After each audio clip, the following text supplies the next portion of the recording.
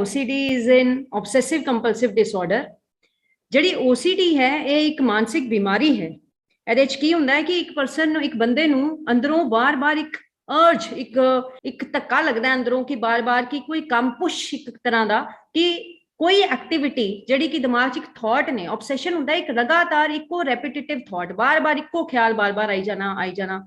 ਉਹਨੂੰ ਪਤਾ ਵੀ ਹੁੰਦਾ ਕਿ ਇਹ ਥਾਟ ਗਲਤ ਹੈ ਜਾਂ ਇਹਨੂੰ ਉਹਨੇ ਨਹੀਂ ਸੋਚਣਾ, ਪਰ ਇਸ ਦੇ ਬਾਵਜੂਦ ਉਹ ਥਾਟ ਤੇ ਆਪਣਾ ਕੰਟਰੋਲ ਨਹੀਂ ਹੁੰਦਾ ਉਹਦਾ, ਉਹ ਬਾਰ-ਬਾਰ ਦਿਮਾਗ ਉੱਧਰ ਜਾਂਦਾ ਹੈ। ਉਹਨੂੰ ਕਹਿੰਦੇ ਆਬਸੈਸ਼ਨ। ਜਦੋਂ ਆਬਸੈਸ਼ਨ ਦੇ ਨਾਲ ਕੰਪਲਸ਼ਨ ਐਡ ਹੋ ਜਾਏ, ਕੰਪਲਸ਼ਨ ਮਤਲਬ ਕਿ ਮਜਬੂਰੀ ਕਿ ਉਸ ਦੇ ਉੱਤੇ ਐਕਟ ਕਰਨਾ, ਉਸ ਚੀਜ਼। ਫॉर एग्जांपल मैं ਤੁਹਾਨੂੰ ਦੱਸ ਸਕਦੀ ਹਾਂ, ਜਿਸ ਤਰ੍ਹਾਂ ਕਿ ਮੇਰੇ ਹੱਥ ਗੰਦੇ ਹੈ, ਮੈਨੂੰ ਇਸ ਤਰ੍ਹਾਂ ਮਹਿਸੂਸ ਹੋ ਰਿਹਾ ਹੈ, ਬਾਰ-ਬਾਰ ਮੈਂ ਧੋ ਵੀ ਆਈ ਹਾਂ ਬਟ ਇਸ ਦੇ ਬਾਵਜੂਦ ਮੈਨੂੰ ਬਾਰ-ਬਾਰ ਹੱਥ ਗੰਦੇ ਲੱਗ ਰਹੇ ਹੈ। ਇਹ ਜਿਹੜਾ ਰੈਕਰੈਂਟ ਥਾਟ, ਬਾਰ-ਬਾਰ ਥਾਟ ਮੇਰੇ ਅੰਦਰ ਚੱਲ ਰਿਹਾ ਹੈ, ਇਹ ਆਬਸੈਸ਼ਨ ਹੈ। ਜਦੋਂ ਮੈਂ ਬਾਰ-ਬਾਰ ਧੋਣ ਜਾਵਾਂਗੀ ਹੱਥ ਤੇ ਇਹ ਮੇਰਾ ਕੰਪਲਸ਼ਨ ਬਣ ਜਾਏਗਾ। ਸੋ ਆਬਸੈਸਿਵ ਕੰਪਲਸਿਵ ਡਿਸਆਰਡਰ ਦਾ ਮਤਲਬ ਹੈ ਕਿ ਇੱਕ ਦਿਮਾਗ ਜਿਹੜੀ ਚੀਜ਼ ਤੇ ਅੜਿਆ ਉਹਦੇ ਤੇ ਤੁਹਾਨੂੰ ਮਜਬੂਰ ਕਰੇ ਕਿ ਉੱਤੇ ਕੋਈ ਐਕਟ ਕਰੋ, ਉਹਨੂੰ ਕਹਿੰਦੇ ਆ OCD। OCD ਦੀ ਪਹਿਚਾਨ ਹੈ ਕਿ ਜਦੋਂ ਤੁਹਾਡੀ ਡੇ ਟੂ ਡੇ ਲਾਈਫ ਦੇ ਵਿੱਚ, ਦੇਖੋ ਛੋਟਾ-ਮੋਟਾ ਵਹਿਮ, ਛੋਟੀ-ਮੋਟੀਆਂ ਚੀਜ਼ਾਂ ਅਸੀਂ ਕਈ ਵਾਰ ਰਿਪੀਟਡ ਕਰ ਲੈਂਦੇ ਹਾਂ, ਜਿਸ ਤਰ੍ਹਾਂ ਕਾਰ ਦੀ ਚਾਬੀ ਲਗਾਈ ਛੱਡ ਆਏ ਤੇ ਫਿਰ ਸਾਨੂੰ ਅਸੀਂ ਦੁਬਾਰਾ ਸੋਚਦੇ ਹਾਂ ਕਿ ਮੈਂ ਬੰਦ ਕੀਤੀ ਸੀ ਚੰਗੀ ਤਰ੍ਹਾਂ ਕਿ ਨਹੀਂ, ਜਾਂ ਇੱਕ ਵਾਰ ਹੱਥ ਉੱਤੇ ਦੁਬਾਰਾ ਫਿਰ ਧੋਣ ਚਲੇ ਗਏ ਕਿ ਸ਼ਾਇਦ ਇਹ ਰਹਿ ਗਿਆ, ਪਰ ਇਹ OCD ਨਹੀਂ ਹੈ। ਲੇਕਿਨ ਅਗਰ ਅਸੀਂ ਇਹ ਰੈਗੂਲਰ ਕਰਨ ਲੱਗ ਗਏ ਹਾਂ, ਡੇ ਟੂ ਡੇ ਬਾਏ ਸਾਰਾ ਦਿਨ ਹੀ ਇਸ ਚੱਕਰ 'ਚ ਹੀ ਬੈਠੇ ਹਾਂ ਔਰ ਕਦੀ ਇੱਕ ਖਿਆਲ ਆ ਰਿਹਾ, ਕਦੀ ਦੂਸਰਾ ਆ ਰਿਹਾ, ਜਦੋਂ ਇਹ ਮੇਰੀ ਡੇਲੀ ਲਾਈਫ ਨੂੰ ਡਿਸਟਰਬ ਕਰਨਾ ਸ਼ੁਰੂ ਕਰ ਦੇ ਤੇ ਇਹ ਫਿਰ ਨਾਰਮਲ ਬਿਹੇਵੀਅਰ ਨਹੀਂ ਰਹਿੰਦਾ, ਐਬਨੋਰਮਲ ਹੋ ਜਾਂਦਾ ਹੈ ਔਰ ਇਹਨੂੰ ਫਿਰ ਆਪਾਂ OCD ਨੂੰ ਡਾਇਗਨੋਸ ਐਜ਼ ਐਨ OCD ਇਹਨੂੰ ਡਾਇਗਨੋਸ ਕੀਤਾ ਜਾਂਦਾ। ਲੇਕਿਨ ਅਗਰ ਕਦੀ ਕਦਾਈ ਤੁਹਾਨੂੰ ਕੁਝ ਇਹੋ ਜਿਹਾ ਡਾਊਟ ਹੋ ਰਿਹਾ ਤੇ that is not N OCD। ਇਹ 2 ਤੋਂ 3 ਹਫ਼ਤੇ ਦੇ ਵਿੱਚ ਤੁਹਾਨੂੰ ਡਾਇਗਨੋਸ ਹੋ ਜਾਂਦਾ। ਅਗਰ 2-3 ਹਫ਼ਤੇ ਤੁਸੀਂ ਲਗਾਤਾਰ ਇਸ ਤਰ੍ਹਾਂ ਦੇ ਕੋਈ ਬਿਹੇਵੀਅਰਸ ਦੇ ਰਹੇ ਹੋ ਫਿਰ ਤੁਹਾਨੂੰ ਡਾਕਟਰ ਦੇ ਕੋਲ ਜ਼ਰੂਰ ਜਾਣਾ ਚਾਹੀਦਾ, ਐਡਵਾਈਸ ਲੈਣੀ ਚਾਹੀਦੀ ਹੈ। ਕਈ ਤਰ੍ਹਾਂ ਦੀ OCD ਹੁੰਦੀ ਹੈ, ਕਈ ਤਰ੍ਹਾਂ ਦੇ ਲੱਛਣ ਨੇ ਇਹਦੇ। ਫॉर एग्जांपल ਡਸਟ ਦਾ, ਕਈ ਵਾਰ ਉਹਨੂੰ ਲੱਗਦਾ ਹੈ ਕਿ ਸ਼ਾਇਦ ਡਸਟਿੰਗ ਕਰਕੇ, ਕਦੀ ਉਹਨੂੰ ਲੱਗਦਾ ਹੈ ਕਿ ਮੇਰੇ ਹੱਥ ਗੰਦੇ ਹੈ ਜਾਂ ਆਰਗੇਨਾਈਜ਼ਡ ਨਹੀਂ ਆ ਪ੍ਰੋਪਰ। ਤੇ ਪਰਫੈਕਸ਼ਨ ਵੀ ਜਿਹੜਾ ਹੈ, ਕਈ ਵਾਰ ਪਰਫੈਕਸ਼ਨ ਵੀ ਜਿਹੜਾ ਉਹ ਵੀ ਕਨਵਰਟ ਹੋ ਜਾਂਦਾ ਹੈ OCD ਦੇ ਵਿੱਚ, ਕਿਉਂਕਿ ਅਗਰ ਤੁਸੀਂ ਓਵਰ ਕਰਨ ਲੱਗ ਜਾਓ ਕੁਝ ਤੇ ਉਹ ਲੀਡ ਕਰ ਜਾਂਦਾ ਹੈ ਟੂਵਰਡਸ OCD। ਜਿਹੜੀ ਤੇ ਨਾਰਮਲ ਪਰਫੈਕਸ਼ਨ ਹੈ ਔਰ ਜਿਹੜੀ OCD ਚ ਪਰਫੈਕਸ਼ਨ ਹੈ, ਉਹ ਚ ਡਿਫਰੈਂਸ ਹੈ ਵੈ ਕਿ ਜਦੋਂ ਇੱਕ ਪਰਫੈਕਸ਼ਨ ਇਜ਼ ਅ ਟ੍ਰੇਟ, ਇੱਕ ਪਰਸਨੈਲਿਟੀ ਦਾ ਟ੍ਰੇਟ ਹੈ। ਜਿਸ ਤਰ੍ਹਾਂ ਕੁਝ ਲੋਕ ਜਦ ਤੱਕ ਉਹ ਪੂਰਾ ਕੰਮ ਆਪਣੀ ਸੰਤੁਸ਼ਟੀ ਨਾਲ ਨਾ ਕਰ ਲੈਣ, ਜਦ ਤੱਕ ਉਹਨਾਂ ਨੂੰ ਪੂਰੀ ਸੰਤੁਸ਼ਟੀ ਨਾ ਹੋ ਜਾਏ, ਪੂਰਾ ਪਰਫੈਕਟ ਨਾ ਕਰ ਲੈਣ, ਉਹਨਾਂ ਨੂੰ ਸੈਟਿਸਫੈਕਸ਼ਨ ਨਹੀਂ ਮਿਲਦੀ।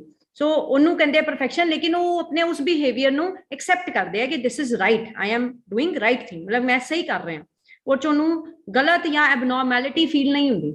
ਲੇਕਿਨ ਜਿਹੜਾ OCD ਹੈ ਉਹਦੇ ਵਿੱਚ ਜਦ ਇਨਸਾਨ ਆਪਣੀ ਪਰਫੈਕਸ਼ਨ ਚ ਕਰ ਵੀ ਲੈਂਦਾ, ਉਹਨੂੰ ਪਤਾ ਵੀ ਹੁੰਦਾ ਕਿ ਮੈਂ ਸਭ ਕੁਝ ਅੱਛਾ ਕੀਤਾ ਹੈ, ਲੇਕਿਨ ਉਸ ਦੇ ਬਾਵਜੂਦ ਉਹਨੂੰ ਲੱਗ ਰਿਹਾ ਨਹੀਂ, ਹਾਲੇ ਵੀ ਮੈਂ ਠੀਕ ਨਹੀਂ, ਹਾਲੇ ਵੀ ਮੈਂ ਠੀਕ ਨਹੀਂ, ਹੋਰ ਪਰਫੈਕਸ਼ਨ ਕਰਨੀ ਹੈ, ਹੋਰ ਪਰਫੈਕਸ਼ਨ ਕਰਨੀ ਹੈ। ਉਹ ਜਿਹੜੀ ਬਾਰ-ਬਾਰ ਰੈਕਰੈਂਟ ਥਾਟ, ਬਾਰ-ਬਾਰ ਰਿਪੀਟਿਡਲੀ ਉਹ ਥਾਟ ਆਉਂਦਾ ਹੈ ਇੱਕ ਚੀਜ਼ ਨੂੰ ਕਰਕੇ, ਬਾਰ-ਬਾਰ ਉਹਨੂੰ ਫਿਰ ਉਸ ਤਰ੍ਹਾਂ ਹੀ ਕਰਨਾ, ਉਹ OCD ਹੈ। ਸੋ ਡਿਫਰੈਂਸ ਇਹੀ ਹੈ ਕਿ ਇੱਕ ਜਗ੍ਹਾ ਤੇ ਐਕਸੈਪਟੈਂਸ ਹੈ ਔਰ ਉਹਨੂੰ ਉਹ ਅੱਛੀ ਤਰ੍ਹਾਂ ਉਹਨੂੰ ਪੋਜ਼ਿਟਿਵਲੀ ਵੇ ਨਾਲ ਲੈ ਰਿਹਾ, ਜਦਕਿ ਇਨ OCD ਇਹ ਬਿਲਕੁਲ ਗਲਤ ਹੈ। ਉਹਨੂੰ ਇਹ ਬਿਹੇਵੀਅਰ ਪਤਾ ਹੁੰਦਾ ਹੈ ਕਿ ਇਹ ਗਲਤ ਕਰ ਰਿਹਾ ਮੈਂ, ਉਸਦੇ ਬਾਵਜੂਦ ਉਹਨੂੰ ਕੰਟਰੋਲ ਨਹੀਂ ਕਰ ਪਾਉਂਦਾ। ਸੋ ਇਹ ਮੇਜਰ ਡਿਫਰੈਂਸ ਹੈਗਾ।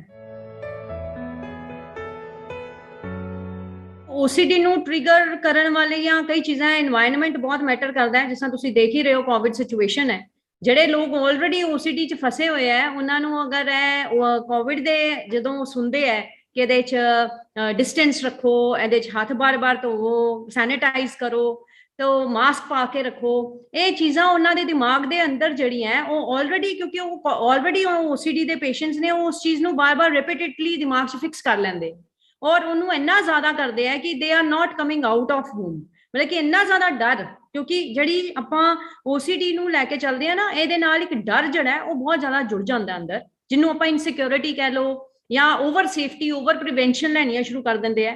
ਜਿੰਨੀਆਂ ਲੈਣੀਆਂ ਉਨੀਆਂ ਤੇ ਲੈਣੀਆਂ, ਲੇਕਿਨ ਉਹਦੇ ਨਾਲ ਐਬਨੋਰਮਲ ਬਿਹੇਵੀਅਰ ਜਿਹੜਾ ਕਿ ਓਵਰ ਪ੍ਰੋਟੈਕਸ਼ਨਸ ਔਰ ਪ੍ਰੀਵੈਂਸ਼ਨਸ ਤੁਸੀਂ ਕਹਿ ਸਕਦੇ ਹੋ, ਉਹਦੇ ਨਾਲ ਇਹ ਬੰਦਾ ਜਿਹੜਾ ਹੈ ਕਿ ਜ਼ਿਆਦਾ ਪ੍ਰੋਮਪਟ ਹੋ ਜਾਂਦਾ ਹੈ, ਜ਼ਿਆਦਾ ਪ੍ਰੋਬਲਮ 'ਚ ਆ ਜਾਂਦਾ ਹੈ। ਸੋ ਇਹ ਚੀਜ਼ਾਂ ਥੋੜੀਆਂ ਜਿਹੀਆਂ, ਇੱਕ ਤੇ ਸਿਚੁਏਸ਼ਨਲ ਫੈਕਟਰਸ ਜਿਹੜੇ ਮੈਂ ਤੁਹਾਨੂੰ ਦੱਸੇ ਇਹ ਕਾਰਨ ਹੋ ਸਕਦਾ ਹੈ। ਜੀਨਸ ਉਹ ਵੀ ਬਹੁਤ ਮੈਟਰ ਕਰਦੇ ਆ, ਜੈਨੇਟਿਕਲ ਫੈਕਟਰਸ ਨੇ, ਦੈਨ ਬਾਇਓਲੋਜੀਕਲ ਫੈਕਟਰਸ ਨੇ, ਕੋਈ ਸਾਡੇ ਆਪਣੇ ਨੈਚੁਰਲ ਸਿਕ੍ਰੀਸ਼ਨਸ ਹੀ ਚੇਂਜ ਹੋ ਜਾਂਦੀਆਂ ਬੋਡੀ ਦੀਆਂ, ਉਹਦੇ ਕਰਕੇ ਇਹ ਪ੍ਰੋਬਲਮ ਹੋ ਸਕਦੀ ਹੈ।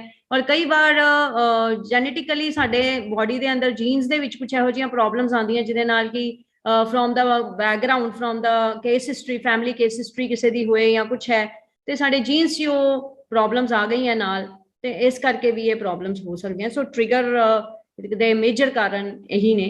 ਲੇਕਿਨ ਸਭ ਤੋਂ ਇੰਪੋਰਟੈਂਟ ਜਿਹੜਾ ਆਪਾਂ ਕੰਟਰੋਲ ਕਰ ਸਕਦੇ ਹਾਂ ਉਹ এনवायरमेंट ਹੈ। ਅਗਰ ਆਪਾਂ এনवायरमेंट ਨੂੰ ਕੰਟਰੋਲ ਕਰ ਸਕੀਏ, ਦੇਖੋ ਬਾਇਓਲੋਜੀਕਲ ਤੇ ਜੈਨੇਟਿਕ ਫੈਕਟਰਸ ਤੇ ਆਪਾਂ ਇਹਨੇ ਕੰਟਰੋਲ ਨਹੀਂ ਕਰ ਸਕਦੇ, ਲੇਕਿਨ এনवायरमेंटल ਫੈਕਟਰਸ ਨੂੰ ਆਪਾਂ ਕੰਟਰੋਲ ਕਰ ਸਕਦੇ ਹਾਂ। ਪਹਿਲੇ ਤੁਹਾਨੂੰ ਇਹ ਪਤਾ ਹੋਣਾ ਚਾਹੀਦਾ ਕਿ OCD ਹੁੰਦੀ ਕਿਉਂ ਹੈ।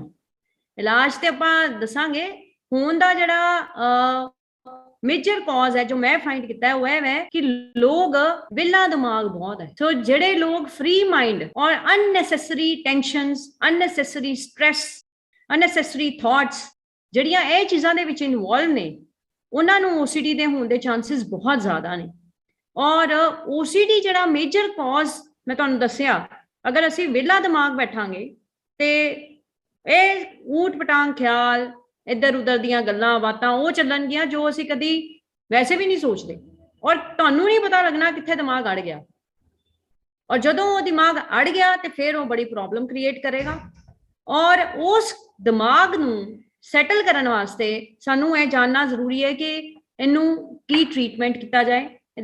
ਤੇ ਟ੍ਰੀਟਮੈਂਟਸ ਵਾਸਤੇ CBT ਹੈ, ਕੈਗਨੀਟਿਵ ਬਿਹੇਵੀਅਰ ਥੈਰੇਪੀ, ਜੋ ਸਭ ਤੋਂ ਇੰਪੋਰਟੈਂਟ ਥੈਰੇਪੀ ਹੈ। ਇਹਦੇ 'ਚ ਅਸੀਂ ਦਿਮਾਗ ਦੀ ਸੋਚ ਨੂੰ ਰੈਸ਼ਨਲ ਕਰਦੇ ਹਾਂ, ਰੈਸ਼ਨਲਾਈਜ਼ ਕੀਤੀ ਜਾਂਦੀ ਹੈ, ਲੌਜੀਕਲ ਬਣਾਇਆ ਜਾਂਦਾ ਹੈ। ਪੇਸ਼ੈਂਟ ਕੋਲੋਂ ਖੁਦ ਹੀ ਉਹਦੇ ਕੋਲੋਂ ਉਹਦੇ ਥਾਟਸ ਨੂੰ ਤੁੜਵਾਇਆ ਜਾਂਦਾ ਹੈ। ਪ੍ਰੋਪਰ ਜੋ ਕਲਾਇੰਟ, ਜੋ ਐਕਸਪਰਟ ਹੈ, ਉਹ ਉਹਨੂੰ CBT ਦੇ ਕੇ ਇਹਨੂੰ ਸੌਰਟ ਆਊਟ ਕਰਦਾ, ਉਹਦੀ OCD ਬ੍ਰੇਕ ਕਰਦਾ, ਉਹਦੇ ਬਿਲੀਵਸ ਜਿਹੜੇ ਫਾਲਟੀ ਬਿਲੀਵ ਹੁੰਦੇ ਆ ਉਹਨਾਂ ਨੂੰ ਤੋੜਦਾ ਹੈ ਔਰ ਇੱਕ ਨਿਊ ਔਰ ਰਾਈਟ ਬਿਲੀਵਸ ਨੂੰ ਡਿਵੈਲਪ ਕਰਦਾ ਹੈ। ਸੋ ਸਭ ਤੋਂ ਪਹਿਲੇ ਅਸੀਂ 333 ਰੂਲ ਹੈ ਇੱਕ ਬਹੁਤ ਅੱਛਾ, ਜਿਹਦੇ ਨਾਲ ਕਿ ਅਸੀਂ ਇਹ ਚੀਜ਼ ਨੂੰ ਕੰਟਰੋਲ ਕਰਦੇ ਹਾਂ, OCD ਨੂੰ। ਸਭ ਤੋਂ ਪਹਿਲੇ ਆਪਾਂ ਆਪਣੇ ਥਾਟ ਨੂੰ ਵਿਜ਼ੂਅਲਾਈਜ਼ ਕਰਦੇ ਹਾਂ ਕੀ ਹੈ, ਉਹਦੀ ਰੈਸ਼ਨੈਲਿਟੀ ਨੂੰ ਪੇਸ਼ੈਂਟ ਦੇ ਨਾਲ ਡਿਸਕਸ ਕਰੀਦਾ। ਪੇਸ਼ੈਂਟ ਖੁਦ ਹੀ ਜਦੋਂ ਕਿਉਂਕਿ ਮੈਂ ਤੁਹਾਨੂੰ ਪਹਿਲੇ ਵੀ ਦੱਸਿਆ ਕਿ ਪੇਸ਼ੈਂਟ ਨੂੰ ਪਤਾ ਹੁੰਦਾ ਕਿ ਮੈਂ ਗਲਤ ਹਾਂ, ਸੋ ਉਸ ਚੀਜ਼ ਨੂੰ ਪਤਾ ਹੁੰਦੇ ਹੋਏ ਵੀ ਉਹਨੂੰ ਕੰਟਰੋਲ ਨਹੀਂ ਕਰ ਪਾਉਂਦਾ। ਸੋ ਉਹਨੂੰ ਉਹਦੀ ਕੋਪਿੰਗ ਕਰਨ ਦੀ, ਉਹਦਾ ਕੰਟਰੋਲ ਜਿਹੜਾ ਸੈਲਫ ਕੰਟਰੋਲ ਡਿਵੈਲਪ ਕੀਤਾ ਜਾਂਦਾ ਹੈ ਤਾਂ ਕਿ ਉਹਦਾ ਕੰਪਲਸ਼ਨ ਮੈਨੇਜ ਕੀਤਾ ਜਾਏ। ਉਸ ਦੋਨਾਂ ਚੀਜ਼ਾਂ ਨੂੰ ਮੈਨੇਜ ਕਰਕੇ O ਨੂੰ ਤੇ C ਨੂੰ ਫਿਰ ਉਹਦੀ ਟ੍ਰੀਟਮੈਂਟ ਕੀਤੀ ਜਾਂਦੀ ਹੈ। ਔਰ CBT ਇੱਕ one of an active way and very successful and effective method to control. OCD ਦੇ ਨਾਲ ਕੰਪਲਿਕੇਸ਼ਨਸ ਹੋ ਸਕਦੀਆਂ ਜਦੋਂ ਮੰਨ ਲਓ ਉਹਦੇ ਨਾਲ ਬੰਦੇ ਦੇ ਪਰਸਨੈਲਿਟੀ ਟ੍ਰੇਟਸ ਵੀਕ ਹੋਣ। ਮੰਨ ਲਓ ਉਹਦਾ ਸੈਲਫ ਕੰਟਰੋਲ ਵੀਕ ਹੈ, ਉਹਦਾ ਕੌਨਫੀਡੈਂਸ ਵੀਕ ਹੈ, ਉਹਦੀ ਥਾਟ ਪ੍ਰੋਸੈਸ ਵੀਕ ਹੈ, ਉਹਦਾ ਜਿਹੜਾ এনवायरमेंट ਹੈ ਉਹ ਸਪੋਰਟਿਵ ਨਹੀਂ ਹੈ, ਔਰ ਉਹਨੂੰ ਫੀਅਰ ਫੈਕਟਰ ਜ਼ਿਆਦਾ ਆ ਗਏ ਹੈ, ਜਾਂ ਉਹਨੇ ਮੈਡੀਕੇਸ਼ਨ ਤੇ ਆਪਣੇ ਆਪ ਨੂੰ ਪੂਰੀ ਤਰ੍ਹਾਂ ਡਿਪੈਂਡੈਂਟ ਕਰ ਲਿਆ ਹੈ, ਆਪਣਾ ਸੈਲਫ ਕੰਟਰੋਲ ਬਿਲਕੁਲ ਹੀ ਜ਼ੀਰੋ ਕਰ ਲਿਆ ਔਰ ਕਿਹਾ ਕਿ ਜਦ ਤੱਕ ਦਵਾਈ ਖਾਵਾਂਗਾ ਮੈਂ ਚੱਲਾਂਗਾ, ਔਰ ਮੈਡੀਸਨ ਰਿਡਨ ਹੋ ਗਿਆ ਹੈ, ਮਤਲਬ ਹੀ is taking daily medicines and feeling like ਕਿ ਮੈਂ ਜਦ ਤੱਕ ਇਹ ਖਾ ਰਿਹਾ ਮੈਂ ਠੀਕ ਆ, ਨਹੀਂ ਤੇ ਮੈਂ ਆਪਣਾ ਕੋਈ ਐਫਰਟ ਨਹੀਂ ਲਗਾ ਰਿਹਾ, ਤੇ ਇਹ ਕੰਪਲਿਕੇਸ਼ਨ ਡਿਵੈਲਪ ਹੋ ਜਾਂਦੀ ਹੈ। ਦੂਸਰੀ ਕੰਪਲਿਕੇਸ਼ਨ ਕੀ ਹੋਲ ਹੈਲਥ ਹੈਜ਼ਰਡਸ, ਕਈ ਵਾਰ ਦੇਖੋ ਸਾਈਕੈਟ੍ਰਿਕ ਮੈਡੀਕੇਸ਼ਨਸ ਦੇ ਨਾਲ ਹੋਲ ਹੈਲਥ ਹੈਜ਼ਰਡਸ ਵੀ ਆ ਸਕਦੀ ਹੈ। ਹੈਲਥ ਹੈਜ਼ਰਡ ਆ ਜਾਣ ਤੇ ਉਹਦੇ ਨਾਲ ਫਿਰ ਹੋਰ ਕੰਪਲਿਕੇਸ਼ਨ ਆ ਜਾਂਦੀ ਹੈ।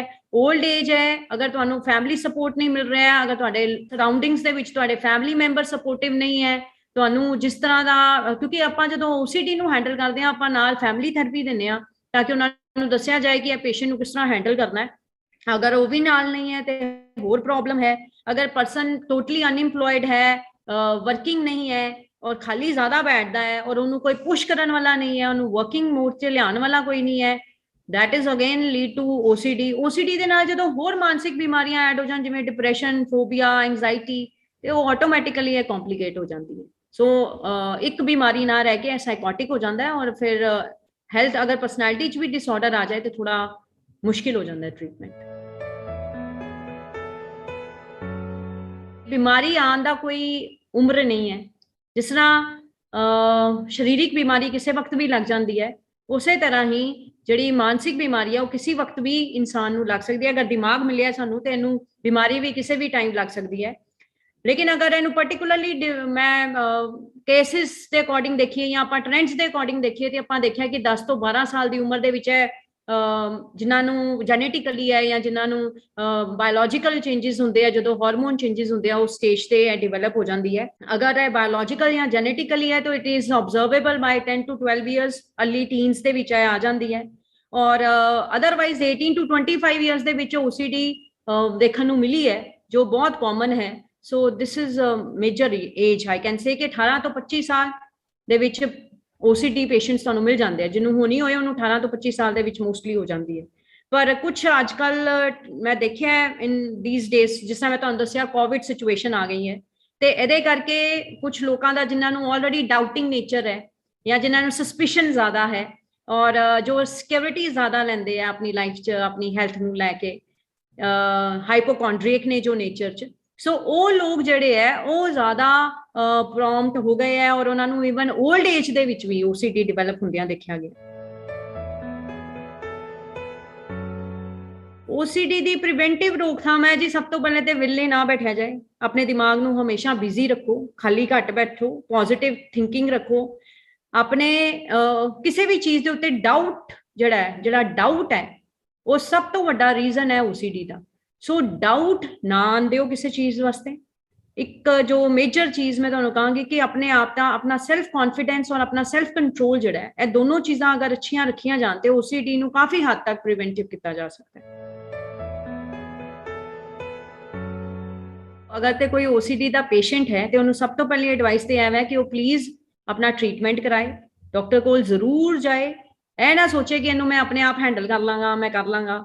ਬੜੇ ਲੋਕ ਹੈ ਜੋ ਕਹਿੰਦੇ ਆ ਕਿ ਮੈਂ ਬੜੀ ਵਾਰੀ ਕੋਸ਼ਿਸ਼ ਕੀਤੀ ਆਪਣੇ ਆਪ ਨੂੰ ਠੀਕ ਕਰਨ ਦੀ, ਪਰ ਪਤਾ ਨਹੀਂ ਫਿਰ ਵਿੱਚ ਠੀਕ ਹੋ ਜਾਣਾ, ਫਿਰ ਹੋ ਜਾਂਦੀ ਹੈ। ਸੋ ਇਹ ਰੀਜ਼ਨ ਇਹ ਹੁੰਦਾ ਹੈ ਕਿ ਤੁਹਾਡਾ ਜਿਹੜਾ ਸੈਲਫ ਕੰਟਰੋਲ ਹੈ ਔਰ ਤੁਹਾਡੀ ਜਿਹੜੀ ਐਕਸਪਰਟ ਨੌਲੇਜ ਦੇ ਨਾਲ ਜਿਹੜਾ ਤੁਹਾਨੂੰ ਟ੍ਰੀਟ ਕੀਤਾ ਜਾਣਾ ਹੈ, ਜਿਹੜਾ ਰਾਈਟ ਵੇ ਹੈ, ਉਹ ਨਹੀਂ ਪਤਾ ਹੁੰਦਾ। ਔਰ ਲੋਕ ਇਹਨੂੰ ਛੁਪਾਉਣ ਦੇ ਚੱਕਰ ਦੇ ਵਿੱਚ ਆਪਣਾ ਰੋਗ ਜਿਹੜਾ ਪੁਰਾਣਾ ਕਰੀ ਜਾਂਦੇ ਹੈ ਔਰ ਹੋਰ ਜ਼ਿਆਦਾ ਕੰਪਲਿਕੇਟਿਡ ਕਰ ਲੈਂਦੇ ਆ। ਇਸ ਕਰਕੇ ਅਗਰ ਰਾਈਟ ਟਾਈਮ ਤੇ ਚਲੇ ਜਾਣ ਡਾਕਟਰ ਕੋਲ ਤੇ ਬਹੁਤ ਜਲਦੀ ਟ੍ਰੀਟ ਹੋ ਜਾਏਗਾ ਔਰ ਬਿਲਕੁਲ ਠੀਕ ਵੀ ਹੋ ਜਾਣਗੇ। ਇਹ ਨਾ ਸੋਚਣ ਕਿ ਪਤਾ ਨਹੀਂ ਮਾਨਸਿਕ ਰੋਗੀ ਬਣ ਜਾਣਗੇ ਜਾਂ ਟੈਗ ਲੱਗ ਜਾਏਗਾ, ਬਿਲਕੁਲ ਵੀ ਨਹੀਂ। OCD ਨੂੰ ਸਵੀਅਰ ਕੰਡੀਸ਼ਨ ਤੋਂ ਜਾਣ ਤੋਂ ਬਚਾਉਣ ਲਈ ਬੈਸਟ ਹੈ ਕਿ ਇਮੀਡੀਏਟਲੀ ਜਾਇਆ ਜਾਏ। ਦੂਸਰਾ ਟਿਪ ਇਹ ਹੈ ਕਿ ਆਪਣੇ ਆਪ ਨੂੰ ਬਿਜ਼ੀ ਰੱਖੋ, ਦਿਮਾਗ ਜਿਹੜਾ ਹੈ ਉਹ ਬਿਲਕੁਲ ਵੀ ਖਾਲੀ ਨਾ ਰੱਖੋ। ਅਗਰ ਤੁਸੀਂ ਰਿਲੈਕਸ ਕਰ ਰਹੇ ਹੋ, ਫ੍ਰੀ ਟਾਈਮ ਹੈ, ਤੇ ਉਹਦੇ ਵਿੱਚ ਵੀ ਕੁਝ ਪੋਜ਼ਿਟਿਵ ਚੀਜ਼ਾਂ ਪੜੋ। ਬਾਰ-ਬਾਰ ਗੂਗਲ ਸਰਵੇ ਨਾ ਕਰੋ, ਬਾਰ-ਬਾਰ ਗੂਗਲ ਸਰਚਿੰਗ ਨਾ ਕਰੋ, ਸਰਫਿੰਗ ਨਹੀਂ ਹੋਣੀ ਚਾਹੀਦੀ। ਆਪਣੀ ਪੋਜ਼ਿਟਿਵ ਗੱਲਾਂ ਦੇ ਵਿੱਚ ਆਪਣਾ ਜਿਹੜੀ ਹੈਬਿਟਸ ਜਿਹੜੀਆਂ ਨੇ ਉਹ ਪੋਜ਼ਿਟਿਵ ਡਿਵੈਲਪ ਕਰੋ। ਆਪਣੀ ਤਸੱਲੀ ਕਰਨ ਵਾਸਤੇ ਕਿਸੇ ਹੋਰ ਦੀ ਜ਼ਰੂਰਤ ਜਾਂ ਬਾਰ-ਬਾਰ ਇੱਕ ਕੰਮ ਕਰਕੇ ਉਹਨੂੰ ਤਸੱਲੀ ਨਾ ਕਰੋ। ਆਪਣਾ ਡਾਊਟ, ਆਪਣੇ ਬਿਲੀਫ ਸਿਸਟਮ ਨੂੰ ਸਟਰੋਂਗ ਰੱਖੋ, ਪੋਜ਼ਿਟਿਵ ਰੱਖੋ।